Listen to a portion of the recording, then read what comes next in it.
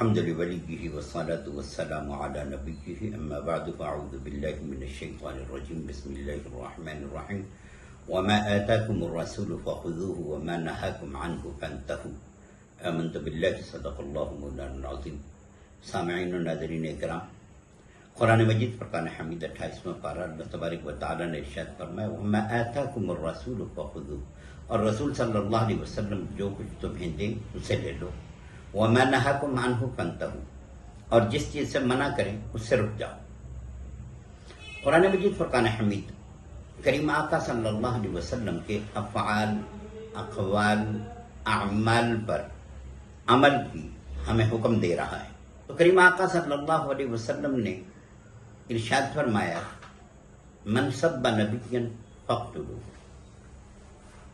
جو کسی نبی کی شان میں، کسی بھی نبی کی شان میں گستاخی کرے اس کو قتل کر دیا جائے.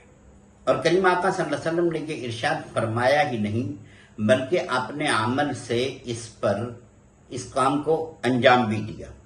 فتح مکہ کے موقع پر کریم آقا صلی اللہ علیہ وسلم نے بہت سے اشخاص کے قتل کا حکم دیا جن میں ابن خطل بھی تھا. یہ شخص پہلے مسلمان ہوا، پھر اس کے بعد اس نے اسلام کو چھوڑ کر کے کفر کی تاریکیوں میں دوبارہ گر گیا.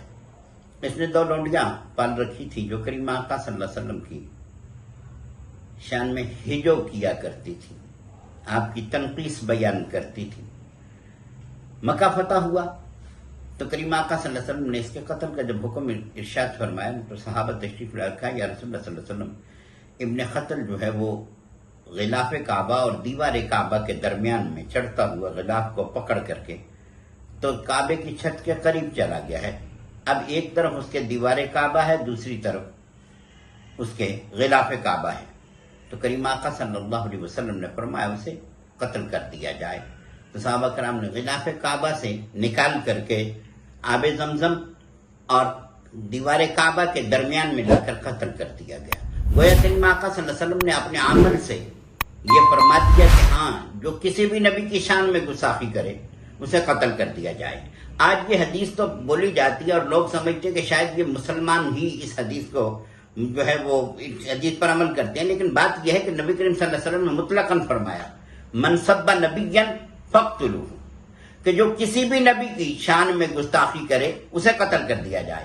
تو یہاں کریم آقا صلی اللہ علیہ وسلم کا نام نامی اس میں گرامی نہیں ہے بلکہ 1,24,000 انبیاء میں سے کسی نبی کی بھی توہین کرنے والا جو ہے وہ واجب القتل ہے. تو قرآن مجید فرقان حمید نے جو ارشاد فرمایا کہ وما آتاکم الرسول فخذوہ وما نہاکم عنہ فانتہوا، کہ رسول صلی اللہ علیہ وسلم جو کچھ تمہیں دیں وہ لے لو اور جس سے منع کریں اس سے رک جاؤ. تو یہاں گویا کریم آقا صلی اللہ علیہ وسلم خود ارشاد فرما رہی ہیں کہ کسی بھی نبی کی شان میں گستاخی کرنے والا واجب القتل ہے. اور پھر کریم آقا صلی اللہ علیہ وسلم نے اپنے قول سے بھی اور اپنے عمل سے بھی اسے ظاہر کیا کہ قول سے یہ ارشاد فرما دیا اور عمل سے ابن خطل کو قتل کروایا گیا. اس کے علاوہ کئی ایسے دوسرے گستاخ تھے جن کو قتل کروایا گیا. اور پھر صحابہ نے بھی، تابعین نے بھی اور امت نے ساری نے اس پر عمل کیا. لہذا قرآن ہمیں خود اس بات کی دعوت دے رہا ہے کہ اسلام پر عمل پیرا ہونے والے ہو جاؤ. اللہ مجھے آپ کو عمل کی توفیق نصیب فرمائے.